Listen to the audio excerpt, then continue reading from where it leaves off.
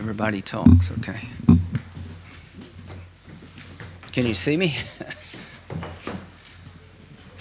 I think they set this up for John. We got everybody? Thank you all. 10% of the United States Senate is in Israel. 10% of the United States Senate is in Israel because we care. There are 5 Republicans and 5 Democrats. If I'd had a bigger plane, we'd have probably brought the entire Senate. Here's our message. To our friends in Israel, we stand with you without apology, unequivocal. I come here because I love Israel. I do not hate Palestinians. I hate Hamas. I know the difference. The goal going forward is to take from this horror and try to make this a better world. I saw things today that I didn't think were possible in 2023. I've seen grown men who've been fighting wars all of their lives be stunned by what they saw. The level of barbaric behavior here is beyond my ability to explain it. What does Hamas mean in English? ISIS. I've seen a lot traveling the world with my friends and my late friend John McCain. I have never seen anything like this in my lifetime. How does this end? Israel thrives, they survive, Hamas is destroyed, and the Palestinian people have a better life. That's how this has to end. So we're here today to give Israel what they need to do the job of destroying the modern day version of Nazis, Hamas. We're here today to tell Iran we're watching you. If this war grows, it's coming to your backyard. There won't be 2 fronts, there'll be 3. If there's an effort to unleash Hezbollah on the Jewish state to destroy it, my attention will be to Tehran. If these innocent hostages get slaughtered, I hold you, Iran, accountable because you could stop it if you chose to. The idea that this happened without Iranian involvement is laughable. 93% of the budget over decades, the training, the equipment, all coming from the Ayatollah. I come here to let Israel know that America will be with you. I come here to let the Arab world know, let's make peace if we can. Destroying Hamas is non-negotiable. How we do it, let's talk. What is winning? For the terrorist organization to be destroyed,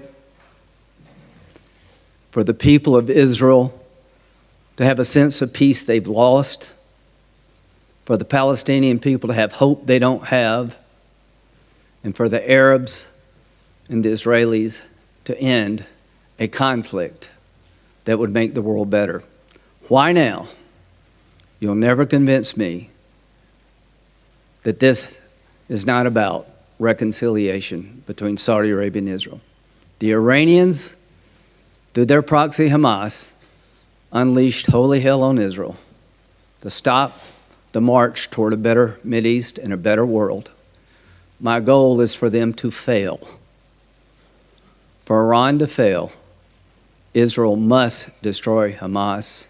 For Iran to fail, the Palestinians must have a better life. For Iran to fail, the Mideast needs to come together, marching toward the light, away from the darkness. Senator Cardin. I want to thank Senator Graham for his leadership in putting together this opportunity for us all to be here in Israel. And I want to thank my colleagues that are traveling with us to make it clear we're here because we are shocked, outraged.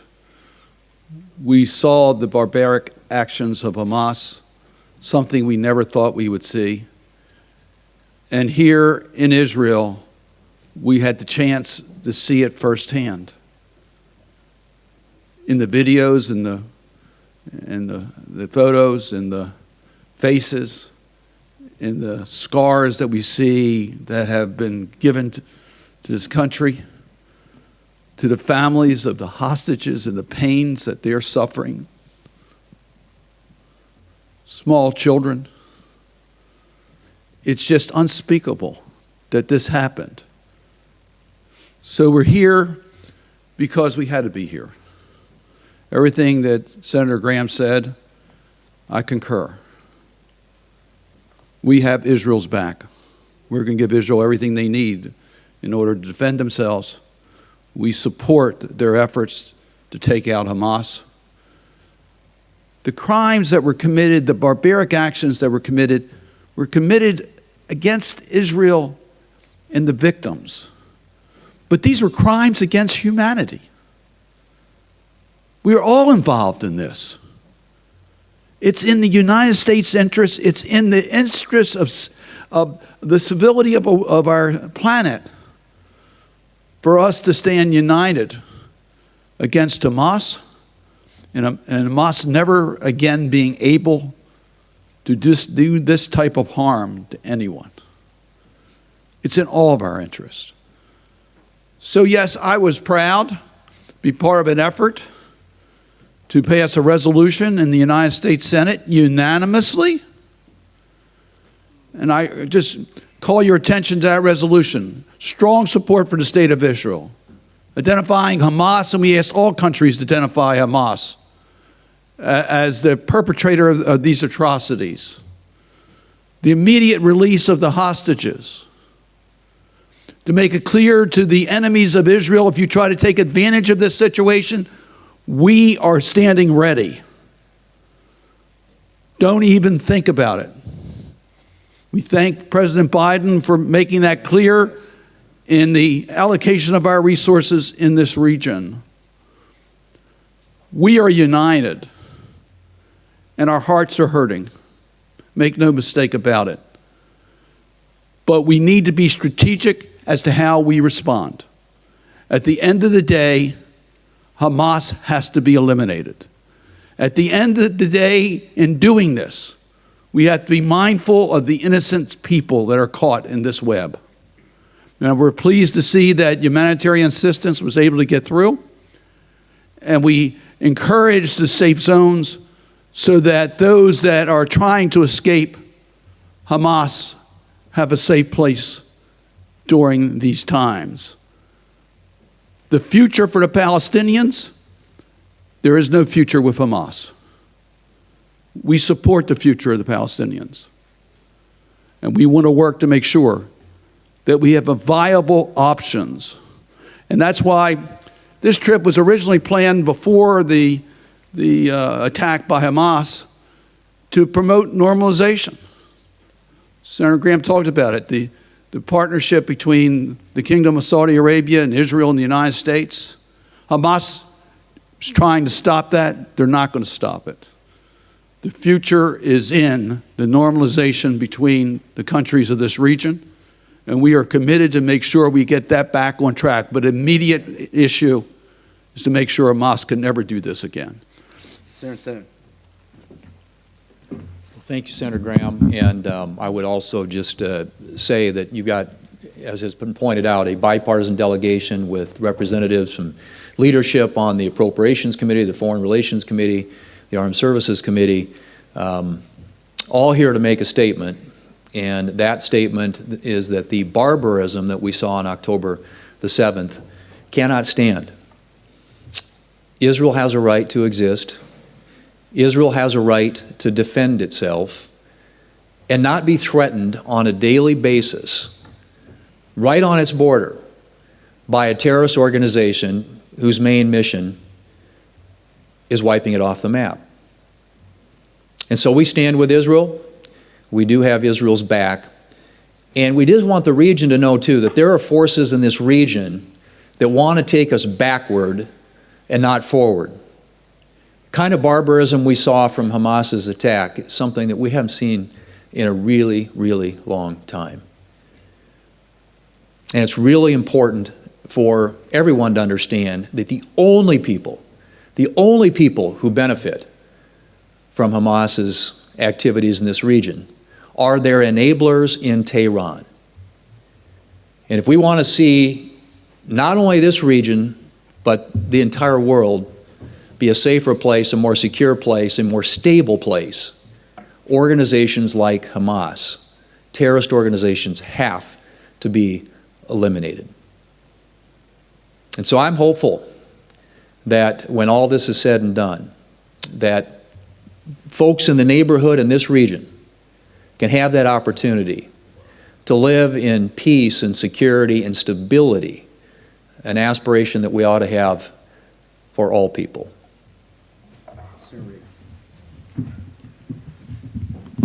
Well, I first want to thank Senator Graham for his great leadership on this issue. And after Hamas's depraved and despicable terror attack on the people of Israel, and indeed against all humanity, we stand here with Israel. We stand in Israel to proclaim our support and our effort to assist them in their great efforts.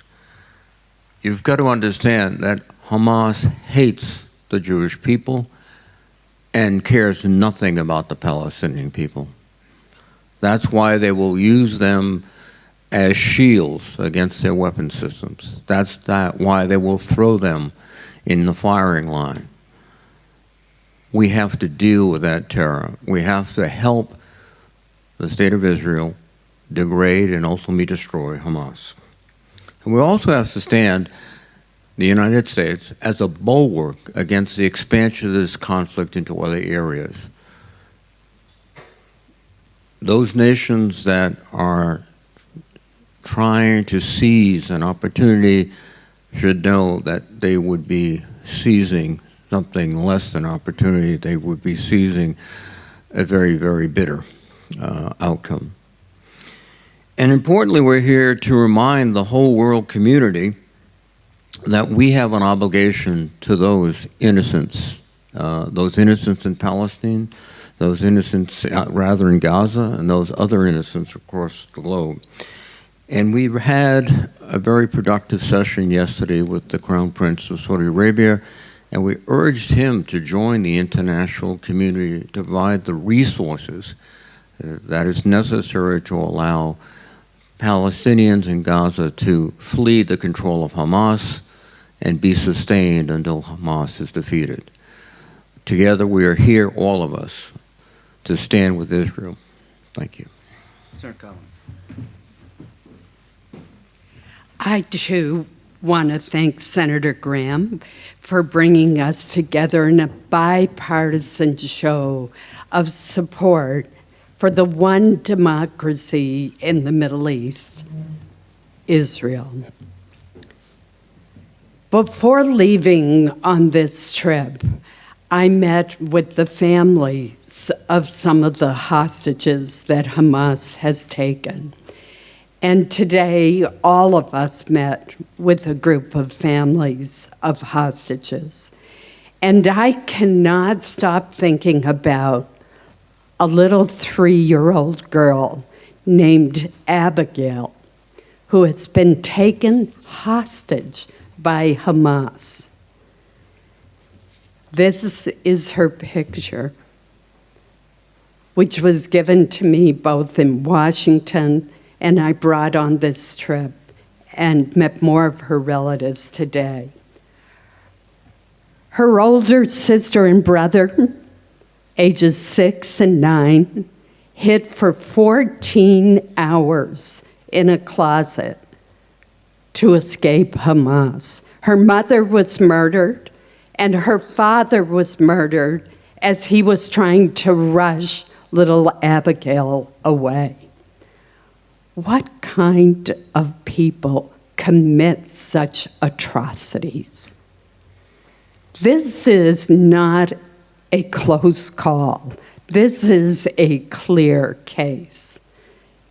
Hamas is a terrorist group, and we must do all that we can to support Israel in its quest to eliminate Hamas. I serve as vice chair of the Senate Appropriations Committee. In that capacity, I will be working with my colleagues on both sides of the aisle in support of the Biden administration's request for $14 billion to assist Israel as it defeats Hamas. It is not only in Israel's interests, it's not only in the interests of the countries of this region, it's in America's interests, it's in the interests of our world. Senator Coons.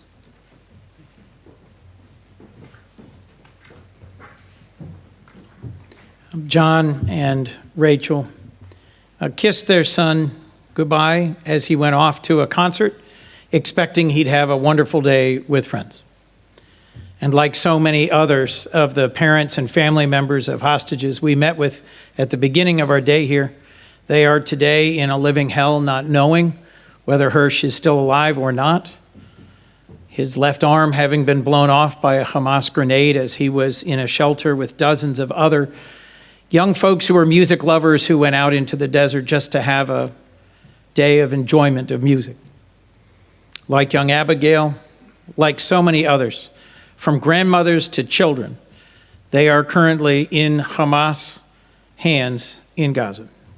This is a dark and difficult moment for the people of Israel, and we as a bipartisan delegation of 10 senators thought it important to follow in the footsteps of our president, our Secretary of Defense, our Secretary of State, and another delegation from the Senate that's already been here, to say that across all the committees and the states and the backgrounds that we represent, we stand with Israel.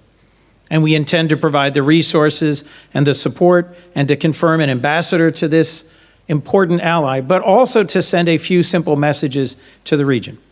As our president said, to those who might make the mistake of thinking this moment is an opportunity for them to attack, don't. Even today, even yesterday, there are rockets continuing to come from the Houthis to the south, from Hezbollah to the north, from Hamas. In Gaza, there are continued attacks, even today, on Israel. And we have had meeting after meeting to try and lay out a positive vision for the region on the other side of what will inevitably be a hard campaign to eliminate Hamas. Hamas is ISIS. They have carried out brutal, ruthless, horrific attacks on civilians and documented them for the world to see. These next weeks or months will be very difficult, but it's important that we hold on to a vision that says we will provide what humanitarian support we can to the Palestinians in Gaza, but it is Hamas that is responsible for using them as human shields and preventing those in Gaza from leaving. And it's important that we hold on to the possibility of normalization, of reconciliation, of an end to the Arab-Israeli conflict. It was the progress of the Abraham Accords and the imminent possibility of reconciliation that led to this specific attack at this time. We cannot let Iran and its proxies win. And in the difficult weeks and months ahead, we need to continue to stand for the prospect of peace in the future. Thank you. Well, thank you, Lindsey, and I want to thank all my colleagues for being here. You know, we do CODELs for a whole host of reasons, to send messages, to stand with our allies, like we're standing here with Israel, and also to learn. And I will tell you, and I think you're getting the impression here, this is a very sobering day, meeting with the families of the hostages, seeing videos that I actually think the whole world should see, of the just severe brutality and viciousness and evil. These are GoPro head-mounted killings by the Hamas terrorists. And the point here, as everybody's talking about it, and this is really important to our friends in the media, there's no moral equivalence here. There's no moral equivalence. Every civilian death in a war is horrible. But what we're seeing and what we saw with regard to Hamas was an attempt to actually make more civilian deaths, as bloody and vicious as possible. That's not what Israel does. That's not what Israel is doing right now. It's not what the United States does. It's what terrorist groups like Hamas and ISIS do. You've heard this issue. Hamas should be viewed as ISIS. I couldn't agree more. I think we all agree. The good news is, I think not just in Israel, but in other parts of the region, leaders agree. What does that mean? We undertook a global campaign to defeat ISIS. In every country in the world joined us. That's what we need to do now with Hamas. So countries that fund Hamas, countries that keep their leadership like Qatar, they need to get with the program. This is just like ISIS, and the world needs to know that. Finally, Iran appears to be loosening its leash on its proxies. Look at what happened with the Houthis just the last couple of days. We know for a fact the Houthis wouldn't act like that, firing missiles and rockets and drones without Iran's permission. Be warned, Iran. Be warned. There are so many U.S. senators on both sides of the aisle who view the terrorist leadership in Iran as the biggest malign threat in this region, and in many ways the world. And we won't stand for you widening the war. We have military assets here, and the United States is going to defend its friend and ally. And finally, one other thing we're also trying to do is look around the corner of history. What do I mean by that? The Middle East is going to be changed, there's no doubt, because of this horrendous, vicious terrorist attack. And it's either going to be changed for good or for evil. But a lot of historic positive changes in the Middle East have actually arisen out of the ashes of major conflict. Think about the Yom Kippur War 50 years ago. And we've had very fruitful discussions in that regard, and we got to keep our focus on that kind of bright future. Senator Blumenthal. I want to join in thanking Senator Graham, but really I want to thank all of my colleagues who came here today, and I think I have never seen any group of colleagues so moved by what we saw and heard. I've never seen a group of United States senators so inspired and passionate about any cause, and today it is the cause of Israel defending itself, not in a war against Palestinians, but against a terrorist organization, let's call it what it is, seeking genocide. It is genocide. Hamas doesn't just hate the Jewish people like me, it wants to kill us.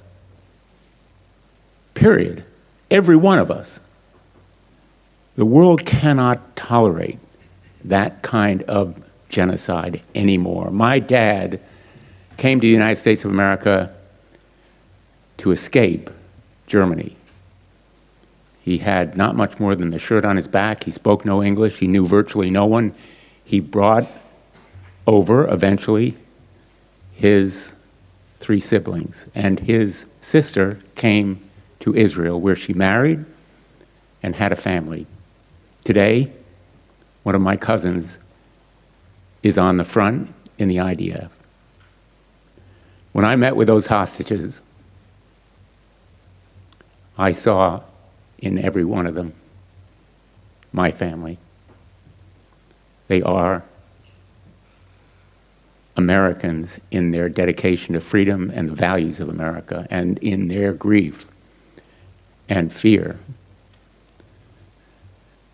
they can unite America. There's no question that in the days ahead, the bonds between Israel and America will be tested again, as they have been in the past. They've proved unshakable and unwavering in the past, and they will be again in the future. To Iran, I want to say again, if you're thinking about giving the green light to Hezbollah, as you did to Hamas, don't. If you're thinking about giving the green light to the captors of those hostages to slaughter them, don't. If you're thinking about taking advantage in any way of the vulnerability of Israel as it struggles for its existence, don't. Israel has no place to go. As Golda Meir once said, Israel has a secret weapon. It has no place else to go. And today, Israel is in the fight of its life.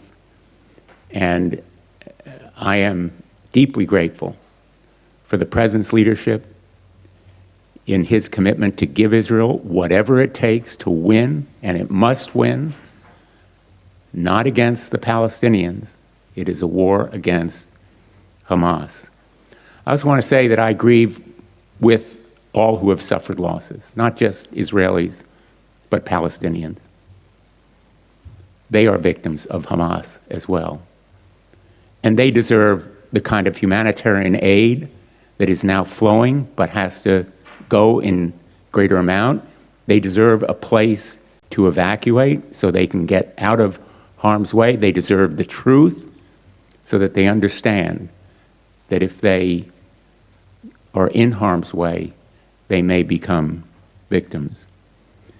And finally, let me just say that this time will be deeply painful for all of us who care about human life. Hamas does not. And it will take the kind of courage and strength that we saw today to move forward toward a different Gaza and a different region with a real future.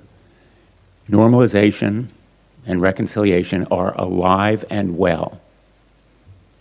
That is a message that has come across to me, at least, that normalization is still a positive and achievable hope. And it is, in a sense, the best hope for the Palestinians, as well as for the nations Saudi Arabia, Israel, and other of this region. Thank you again to Senator Graham for bringing us today. Thank you. I want to start by thanking Senator Graham. Thank you for getting this group together. You and Senator Cardin put together a group of bipartisan senators. Each of us set foot in this country, not as a Democrat or a Republican. We set foot here, united as Americans, standing shoulder to shoulder with Israel. When we walked in the room today and talked to the families of these hostages, I listened as a mom. I listened as a wife, as a daughter, as a sister, thinking what these families are going through, thinking what each individual hostage is going through is absolutely unbearable. When we watched the videos and heard the stories today, the things that happened were unthinkable. The loss of life, kids having to watch their parents be murdered, parents having to watch their children be burned to death, women having to be raped, kids decapitated. It's disgusting, it's despicable, and it is pure evil. Make no mistake, I believe that people of all faiths can exist in peace and prosperity. But I do not believe that good can exist with evil. And when evil rears its head, we must look it in the eyes and we must take it down. And Hamas is pure evil. Israel has every right to defend herself. And not only the right, they have the obligation to their children and their children's children. They have an obligation to the innocent. They have an obligation to the peace-loving people of this world. And that is ultimately what we want. We want Hamas to be destroyed, and we want peace to be restored. President Reagan said that evil cannot exist if the good are unafraid. Iran, Hamas, we stand here today to tell you that we are unafraid. We stand shoulder to shoulder with Israel. We will take you down. Thank you.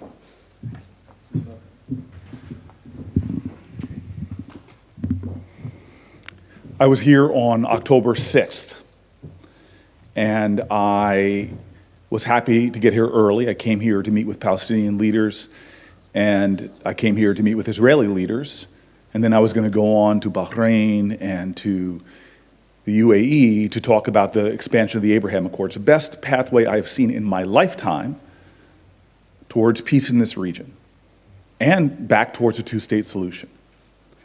And October 6th, I wish you could have been there with me because I'm this Baptist from New Jersey, but there ain't no party like a Torah party. It was Simchas Torah. And it was an incredible celebration. I had Shabbat dinner with a dear friend's home and brought another friend with me. Woke up the next morning, went jogging in the old city, and got a call from my chief of staff right there that I needed to get back to the hotel because Israel was under attack. And here I am, 2 weeks since I left Israel to the day, over the Allenby Bridge, after spending a day in and out of bomb shelters. And not just Israel has changed, but the world has changed. We have seen the brutalization of civilians, the butchering of children. We have seen the deaths of civilians and children that are of Palestinian descent, of Israelis. We have seen pain and hurt.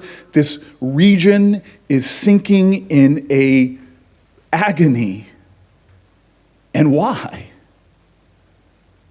What ignited this pain in this region that is rippling as far to my country, where threats against mosques and synagogues and shuls and violence against Muslims in my country and Jews is on the rise? What ignited this hate and horror that is rippling across the world? A terrorist organization, Hamas. They lit the match, they threw the grenade in the most gruesome ways to see Israelis today, soldiers today, with their voices choked with emotion, saying they have never seen this kind of brutality and hate from a terrorist organization, more like Daesh, more like ISIS. They're not freedom fighters. They have chained so many, sinking like an anchor in depths of grief and hurt and horror. There can be no moral equivocating. We are here right now. All of us in this room, we are gathered here because of Hamas and what they have done. I am so happy to travel with this group, but for this reason, I've seen a bipartisan delegation, eyes filled with tears, as they are revisiting the trauma with hostage family members, hostage-taken family members. I've watched them on this Codel, things they haven't mentioned. In private meetings, talking about getting humanitarian aid, lowering civilian casualties, getting Americans of Palestinian descent out, caring about humanity, showing their humanity as we work together as Americans, trying to uphold the highest of moral values. But what a moral failing if we did not stand here with a resolute voice, with unshakable conviction, with unbreakable resolve to say that we stand with Israel in their fight against a terrorist organization that is unleashing hate unto this world, a terrorist organization that even in their very rise killed, abducted, murdered Palestinians. Every time peace seems to be in the path, like after Oslo and during Oslo, they attack civilians, kill families and children. We are here today. What a difference 16 days makes. We are here today in a united stance against hate, against horror, and against this terror organization. And we are resolute that those people who fund and enable and empower terrorism, who wants to move this region away from the pathway of peace, from a two-state solution to a safe and secure Israel, to a homeland for the Palestinians, what Hamas is trying to do, we stand against you. This is who we are. I will tell you this. I was moved that on the plane in, one of my Republican colleagues is reading the Psalms. And it was amazing to me. Another one of my Republican colleagues pulls it up on his phone, and suddenly we were praying as we were landing in Israel. And the reason why that heartened me is because of the kinship in this region. We're all, a bunch of us Christians and Jews, Muslims and Israelis, part of the family of Abraham. What's awful about Hamas, this terrorist organization, this ISIS, Daesh, like that they betray Islam.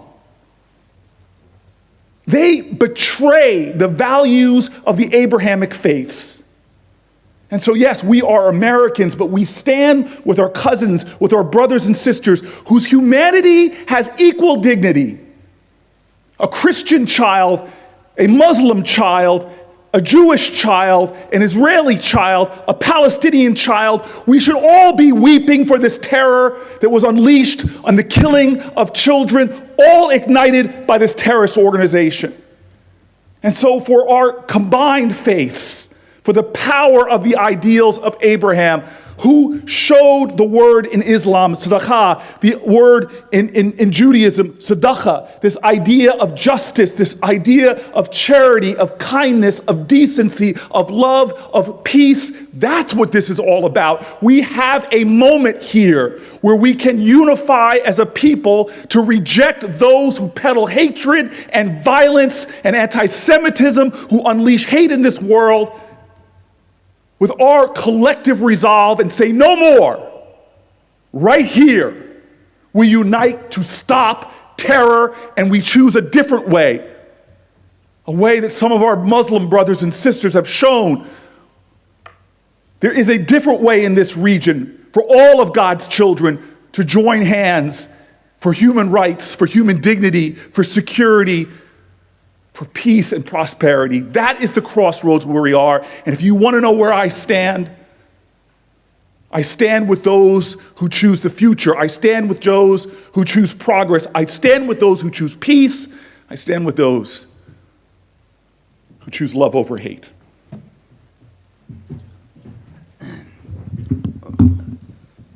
Proud to be in the Senate.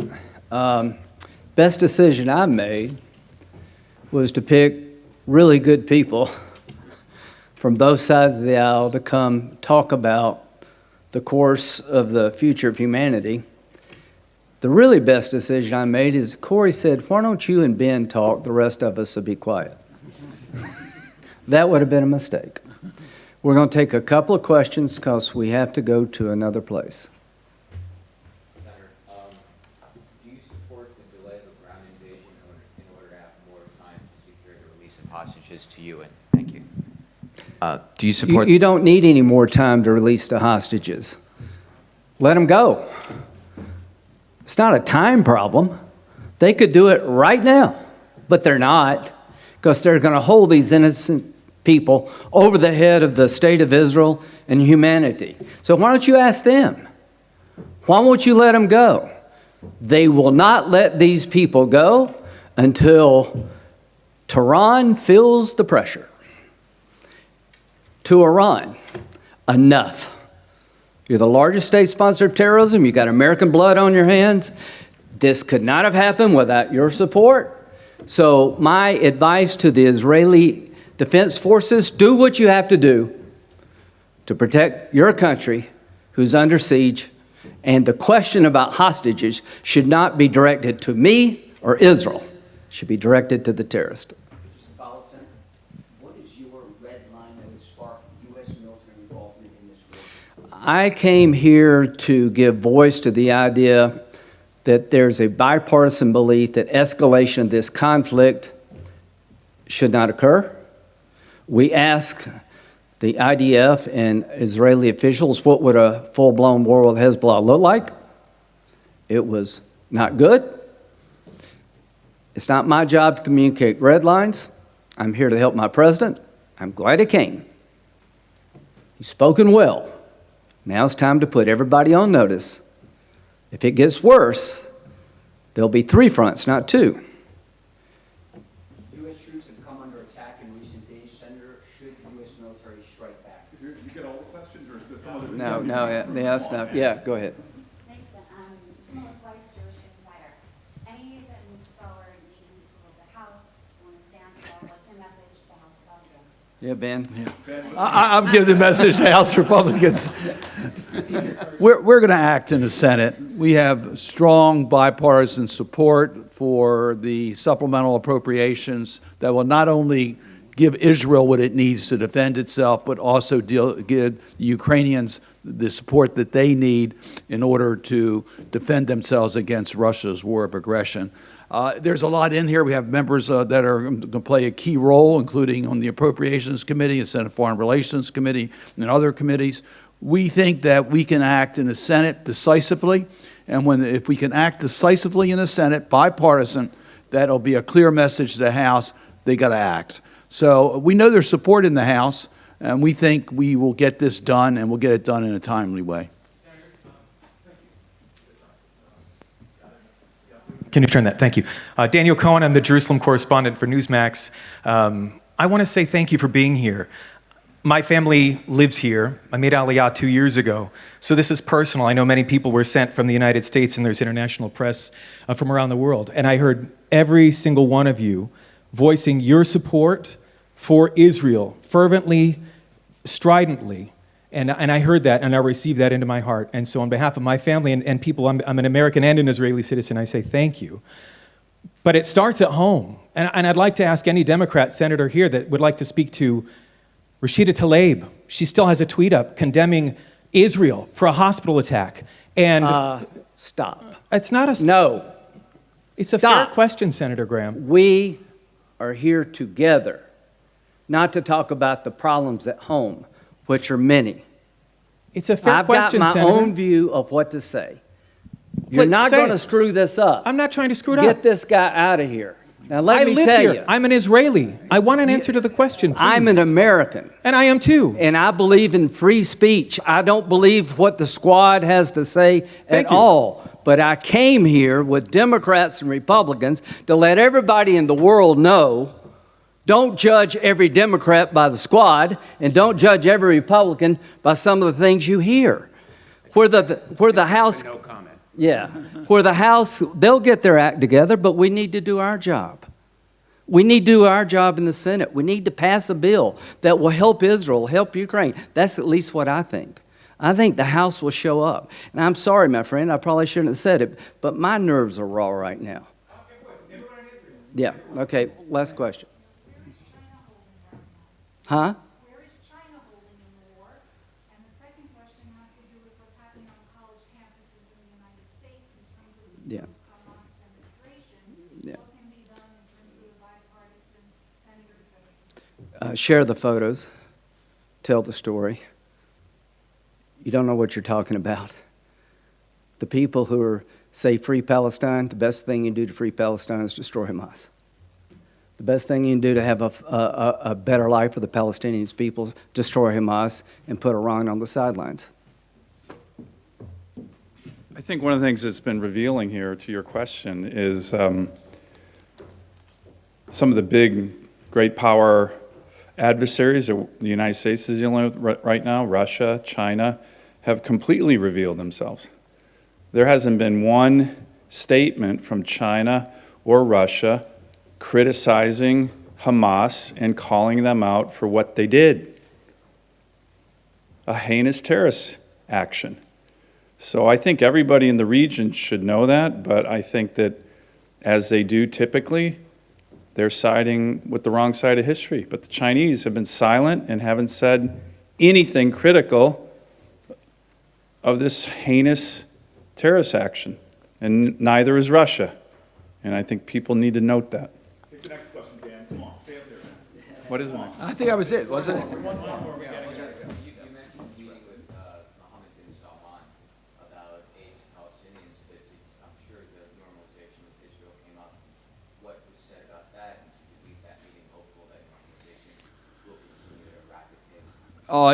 It was an incredible opportunity that we had with the Crown Prince. He gave us an incredible amount of time, but more importantly, we had a candid exchange, a very candid exchange. And I think he demonstrated his interest in the kingdom's future, Saudi's future. He sees that in a much more progressive way than the past. We have talked about the normalization between Saudi Arabia and Israel. We all recognize that because of October the 7th, the focus is going to be, and rightly so, on those circumstances. But the future, we all recognize, is the normalization of relations, two states living side by side in peace, which we've already talked about it.